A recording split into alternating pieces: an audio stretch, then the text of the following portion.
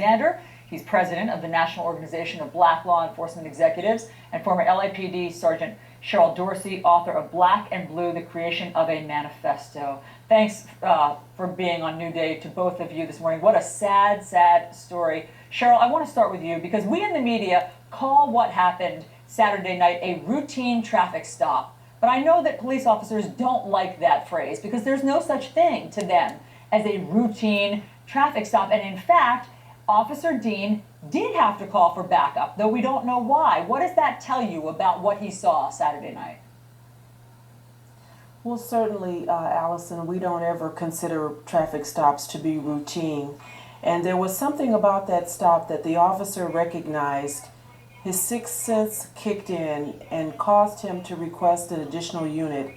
And we're not privy to information right now that will further explain what it was about either the occupants in the vehicle, the way that they were conducting themselves, or just the stop in general that let him know he needed additional assistance. Cedric, this was the first murder of a police officer in Hattiesburg in 30 years. Do we know what the relationship is like generally between the police and the community there? Well, let me say this. First of all, my condolences, my hearts and prayers go out to both of the slain officers who were out there doing their job the other night.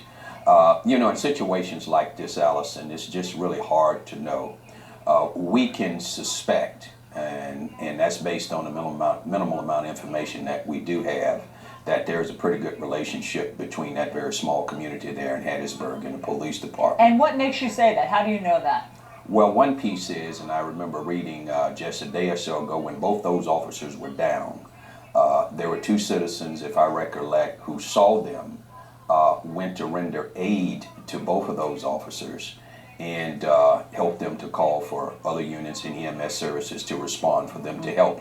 In addition to that, if you listen to the mayor of that community, it suggests to me that the mayor, the community, and police work very closely together. And certainly in times like this, we will find communities that come together. And I'm quite sure Hattiesburg, not just that police department and those families, but that entire community is hurting and in pain this morning. And in fact, it is so heartening to hear that the community did help bring these guys who had fled into police custody. That's right. Cheryl, when you read the biographies of these two officers who were killed, it's just heartbreaking. I mean, Officer Dean was Officer of the Year in 2012. Officer Tate, his family said he'd always wanted to be a police officer. Do you worry that given the tension right now in the country towards police officers, and then violent acts like this, that fewer people will turn out to become police officers? Well, it's my hope that this won't discourage anyone who's interested in a career in law enforcement. We understand that when we take this occupation on, that there's certain dangers that are inherent to becoming a police officer, and so it's manifested itself now in the loss of the lives of these two officers.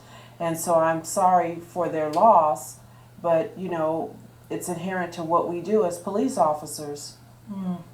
Cedric, what do you want the message to be, given the climate, as we've said, nationally, where there's all of this debate about excessive force, and then yet you see these men who, by all accounts, were really stellar role models being killed? What should we be talking about today?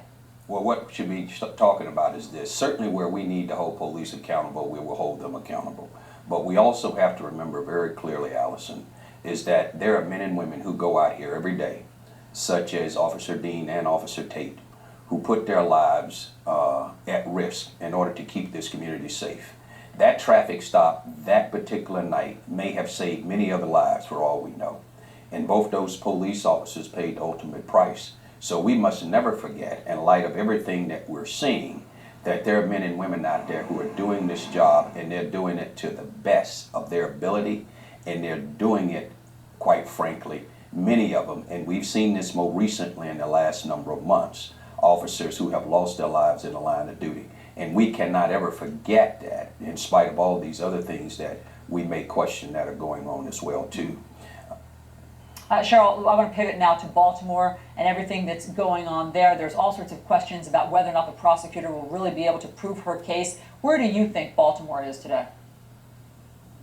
Well, I'm hopeful that the prosecutor will be able to prove the case, and I hope that this prosecutor stays on, because we didn't hear the kind of outrage that we're hearing about Miss Mosby as we did with Robert McCullough when he came forward to prosecute, or failed to prosecute, Darren Wilson. So what do you think that's I about? think Why it's do you think that there is more vocal outrage against Prosecutor Mosby?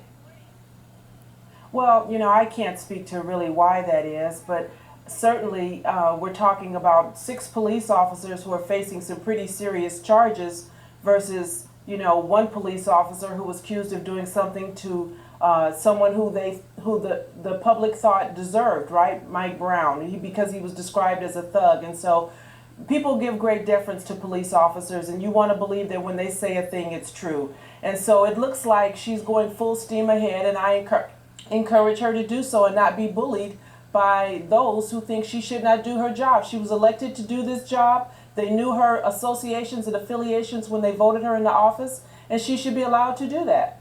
Cheryl Dorsey, Cedric Alexander, thanks so much for weighing in on all of the different Thank you.